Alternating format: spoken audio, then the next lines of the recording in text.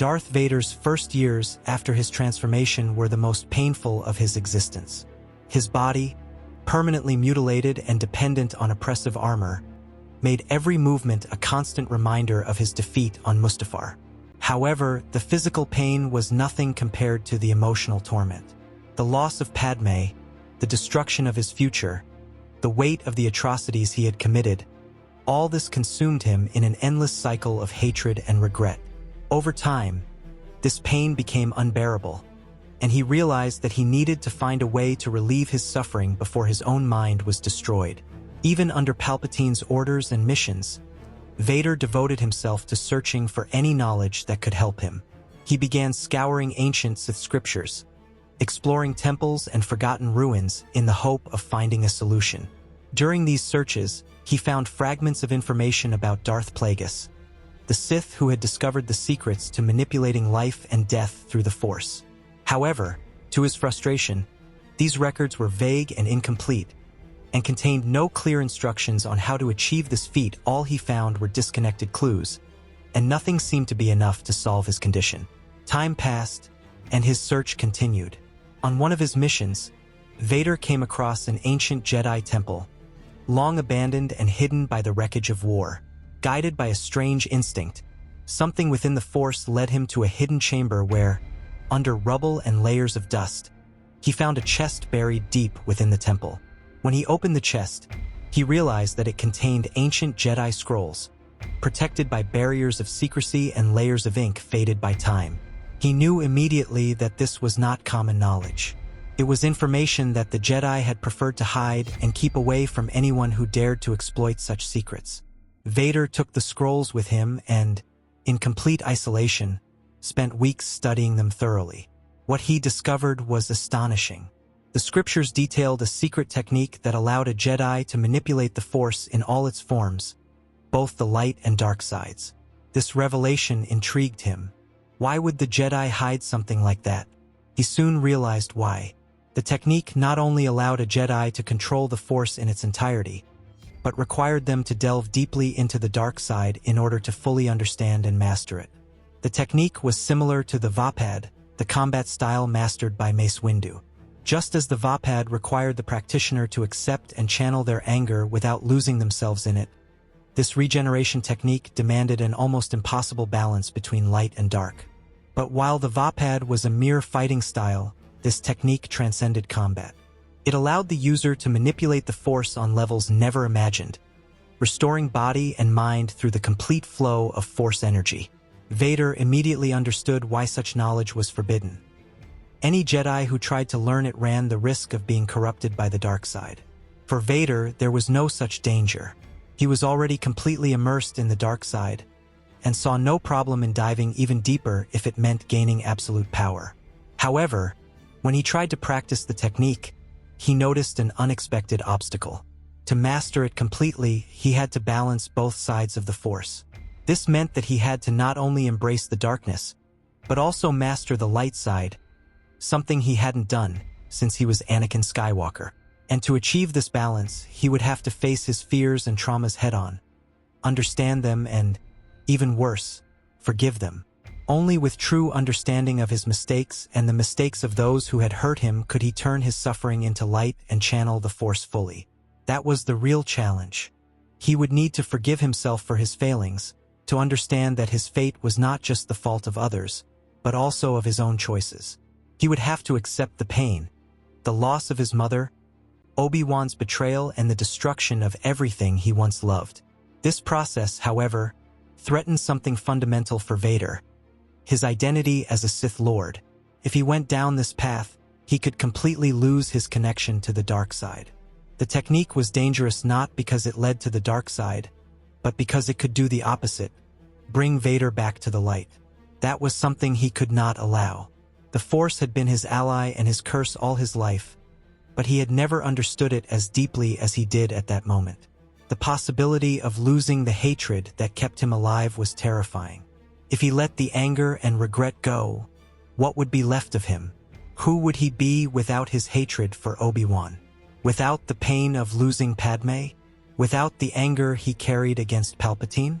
He tried to force progress, tried to carry on with his training by ignoring this stage. But it was impossible.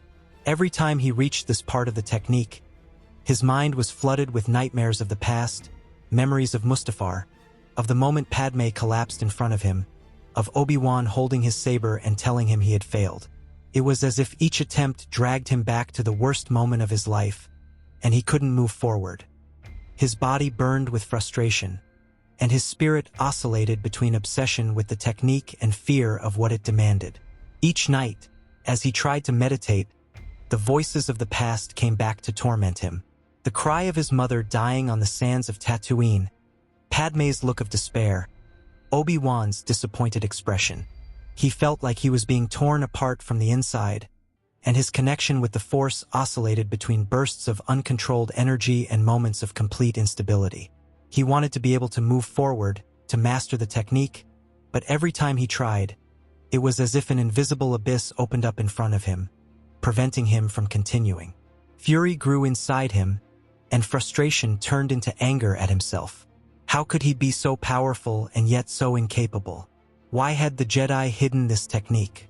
What did they know that he didn't? Did they fear that someone like him would come to this knowledge? Or was the truth even worse? What if this technique wasn't meant for someone like him? What if the balance needed to master it was something he could never achieve? Vader was trapped. His body still ached.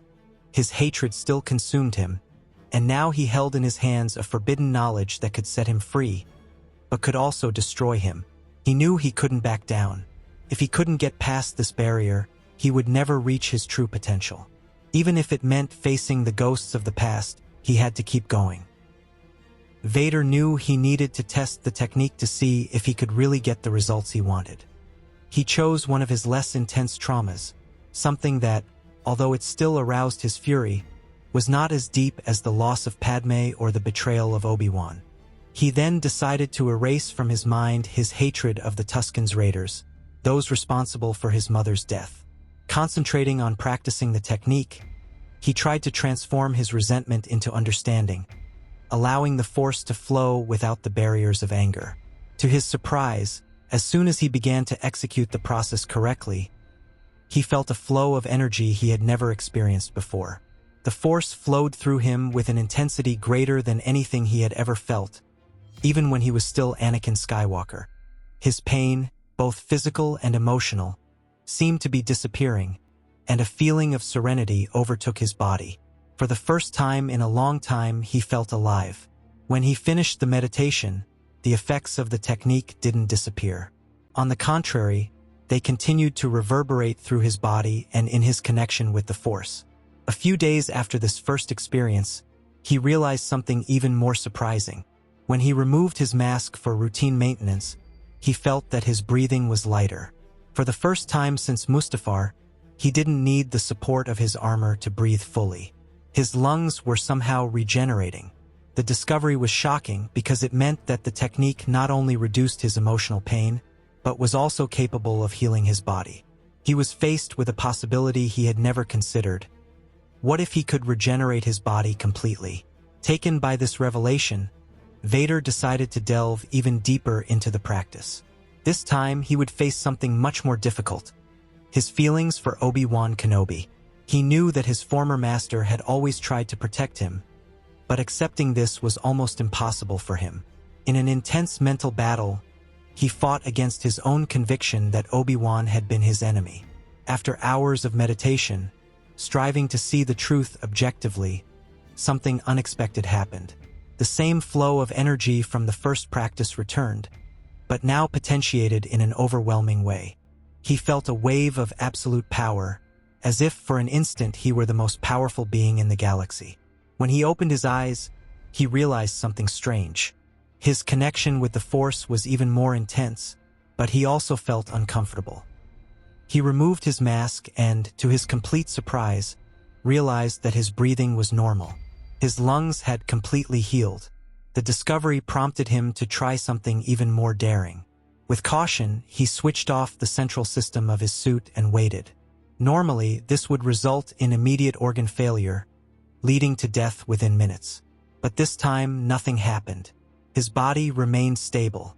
He waited for hours, monitoring his vital signs, but there was no change.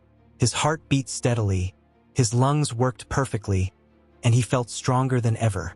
Driven by curiosity, he went to a mirror and, looking at his own reflection, noticed that his skin was different. The pale, necrotic hue of before was disappearing, giving way to a healthier appearance. His body was regenerating completely. With each passing day, Vader felt that his recovery was progressing even further, but he knew that Palpatine couldn't find out anything. If the Emperor saw that his disciple was breaking free of the armor and regaining his original form, he would certainly try to stop the process from continuing. So Vader hid his recovery as long as possible. However, during an audience with the Emperor, Palpatine noticed something different. "I sense that your connection to the Force is growing, Lord Vader." Vader, controlling his expression, replied calmly, "Yes, Master. The dark side is more powerful than I imagined." Palpatine smiled, satisfied, but a slight suspicion was planted in his mind. He would watch Vader more closely. Days passed, and the reverberations of the technique continued to act on Vader's body. His skin continued to regenerate and, to his surprise, his hair began to grow again. His physical strength, speed, and dexterity were at levels he had never experienced before, not even as a Jedi. He decided to carry out detailed tests to understand what was happening, and, when he analyzed his blood samples, he noticed something unbelievable. The amount of midichlorians in his body had increased. That explained everything. The more he healed emotionally, the stronger he became. Palpatine, unaware of Vader's true transformation, sent him on a mission to investigate a supposed rebel group.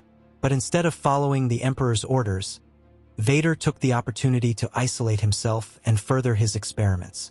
This time, he would face the greatest trauma of his life, Padmé's death. He decided it was time to free his mind of the guilt of having killed her, to accept that his mistakes could not be undone. This was the final challenge, and he knew it wouldn't be easy. The meditation was brutal. Every part of his mind resisted, trying to keep the pain alive. He relived the Mustafar scene, the moment when Padmé collapsed to the ground, the instant when he felt his presence disappear from the Force. For hours, he fought against himself, against guilt, against despair. But finally, he forgave himself. He accepted that he couldn't change the past, but he could move on without carrying the weight of that pain forever. As this thought took hold, a new torrent of energy swept through his body. It was even stronger than all the previous ones. This time, he not only felt restored, but empowered. His body looked younger. His vitality was at a level he had never experienced before. He hadn't just returned to the physical state he had before Mustafar. He had overcome all his previous limitations. Determined to perfect his new condition even further, Vader spent a few more days in isolation. Each session of meditation and practicing the technique took his recovery to a new level. Finally, what had seemed impossible happened. His body was completely restored. Every burn scar had disappeared. His muscles were in peak form.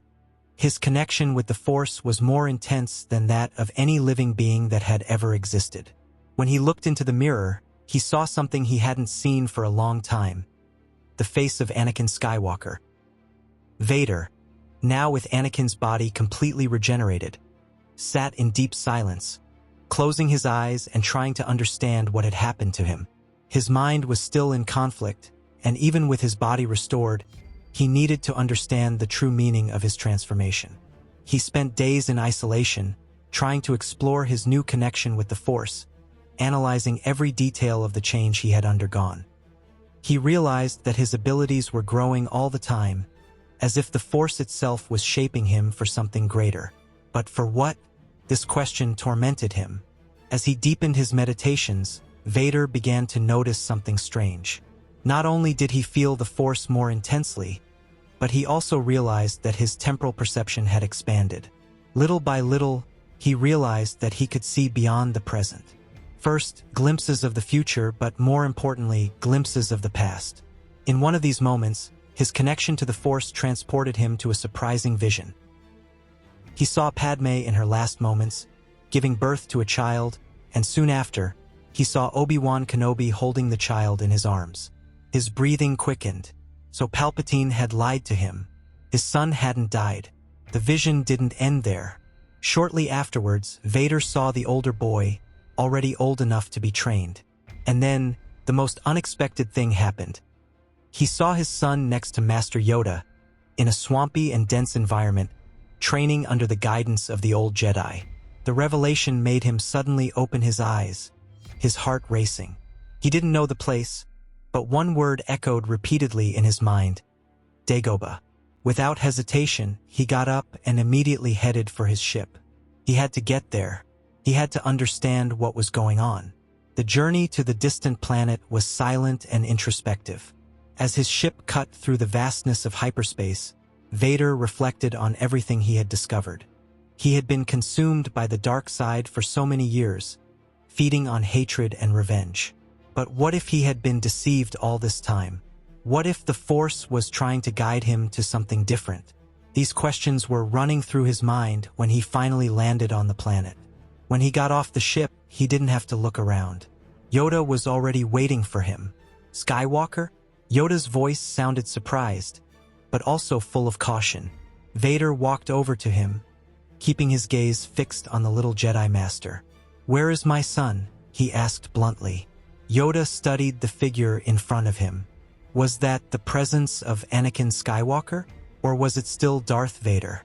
Something had changed, but Yoda could sense that the inner conflict still existed. The old master frowned, pondering what he would say next. Vader began to grow impatient with Yoda's silence. He took a step forward and activated his lightsaber. "I said, where is my son?" His voice was firm, but Yoda showed no fear. Without answering, he simply turned and started walking into the woods. For a moment, Vader hesitated. Was this a trick? But something in his gut made him follow. They walked for a few minutes until they reached Yoda's small hut. The Jedi stopped and looked at Vader before speaking. "You still haven't learned how to channel your Force properly, have you, Skywalker?" The phrase took Vader by surprise. The way Yoda had called him Skywalker had disturbed him. Something inside him was bothered by that name, but at the same time, he couldn't ignore its impact. "Powerful with the Force you've become," Yoda continued, "but to fully master the dark side, you still need to learn." Vader frowned, trying to understand what Yoda meant. His dark side was stronger than ever, and yet Yoda was implying that he hadn't mastered it. Seized by a mixture of curiosity and frustration, Vader approached, his tone laden with menace. "Can you see what I've become?" Yoda didn't hesitate. "Yes, from a Jedi you've become a monster. And now, on the verge of becoming something that can transform the galaxy forever, you are. But you still need to heal." Yoda's words echoed in Vader's mind, bringing up the vision he'd had of Padme and her son. He took a deep breath and muttered, "I thought I had killed them, but I saw in my visions that he's still alive." The little Jedi Master looked at Vader with a deep gaze, as if he were seeing into his soul. "You're right. Your son is alive." Vader's heart raced. So it was true. His son was alive. "Where is he, Master? I must see him." Yoda closed his eyes for a moment before answering. "It will be very dangerous for young Skywalker. To see him, Anakin Skywalker must reappear and kill Darth Vader. Then your son will be safe." The words hit Vader like an invisible blow. He looked at the ground, processing what he had just heard. The technique he had found and practiced was already changing his essence. He could feel it. But now, listening to Yoda's words, he realized something even more profound. Returning to the light was not a choice. It was inevitable. He had already begun this process, and continuing to resist would only increase his pain. "It's already happening," he confessed, his voice laden with resignation. Yoda nodded slowly, then finish the process. "Confront the Emperor and return the power of the galaxy to the Senate, you must. Only then will you see your son safe." Vader was silent for a long moment. Everything inside him screamed that this was the truth. Ever since he had found the scrolls, every step had led him to this moment. The balance of the Force had been destroyed by Palpatine's rise, and everything had fallen apart since then. Now he understood his true purpose. Finally, he raised his head and looked at Yoda. "Once again, you are right, Master. The Force has been out of balance since Palpatine's ascension. Everything has gone wrong since then. Now I understand that my mission is to restore that balance." Yoda nodded, pleased to see that, in front of him, the Chosen One was accepting his true destiny. Without further hesitation, Vader turned and walked back to his ship. But as he walked up the ramp, he noticed something different. Something had changed inside him. He was no longer Darth Vader, but Anakin Skywalker. Anakin went straight to Palpatine's throne, who was waiting for him without any suspicion. The Emperor imagined that Vader was returning with information about the rebels' mission. As soon as Anakin entered the room, Palpatine looked at him with his penetrating gaze and said, "So, Lord Vader, did you find the rebels?" But Anakin didn't answer. Silently, he removed his helmet, revealing his completely regenerated face. Palpatine took a step back, shocked to see that his apprentice was breathing normally and showing an expression of determination that he hadn't seen for many years. "What happened to you, Lord Vader?" asked Palpatine, trying to understand the transformation before his eyes. Anakin held his lightsaber tightly and, activating it, replied firmly, "My name is Anakin Skywalker, and your empire ends here." Palpatine clenched his fists, sensing that something beyond his control had happened. "You'll regret betraying me, Skywalker," said the Emperor before launching a powerful blast of lightning at Anakin. Anakin raised his saber and defended the attack with ease, absorbing the energy without any sign of effort.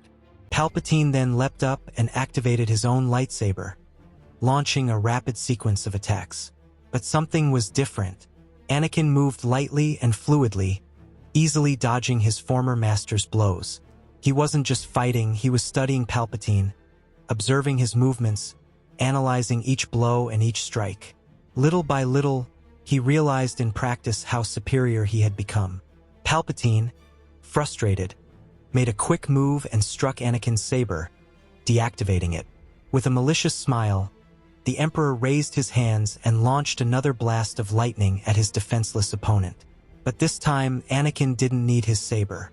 He raised his hand and, with a simple gesture, easily contained the energy of the Force lightning, absorbing it effortlessly. Palpatine's eyes widened. That was impossible. His apprentice shouldn't be able to withstand a direct attack like that. Without showing any fear, Anakin began to walk slowly towards Palpatine. The Emperor intensified his attacks, trying to electrocute him, but nothing worked. When Anakin got close enough, he dodged one last blow with his saber and, with an unexpected move, launched his own blast of lightning at Palpatine, throwing him violently against the wall. The Emperor fell to the ground, dazed and unresponsive. Calmly, Anakin pushed Palpatine's saber away using the Force and moved even closer. He looked at his former master, fallen and humiliated, and muttered, "Mace Windu was right." Then, without hesitation, he raised his hands and launched one last attack straight at Palpatine's chest. The Emperor screamed in agony, resisting only for a few seconds before finally succumbing. The Galactic Empire had come to an end. Anakin carried Palpatine's body to the Senate and, in front of all the senators, declared, "The Empire has come to an end. The galaxy belongs to the people again." Silently, he turned and left, leaving the Senate to re-establish the Republic. He no longer needed titles or power. His mission was accomplished. After the fall of the Empire, Anakin returned to find Yoda and tell him what had happened. When the old Jedi Master heard his story, he smiled and said, "There, now you're Skywalker. Now, to your home on Tatooine we go." Anakin didn't argue. For the first time in a long time, he felt at peace. When he arrived on Tatooine, he found Obi-Wan Kenobi waiting outside. When the ship's door opened, the old Jedi was paralyzed when he saw who was coming down the ramp. "Anakin, how is this possible?" asked Obi-Wan, visibly moved. Anakin looked at him, mixed with shame and joy. "I owe you an apology, Master. I wronged you," Obi-Wan, after a brief silence, replied. "I was wrong about you too, my friend."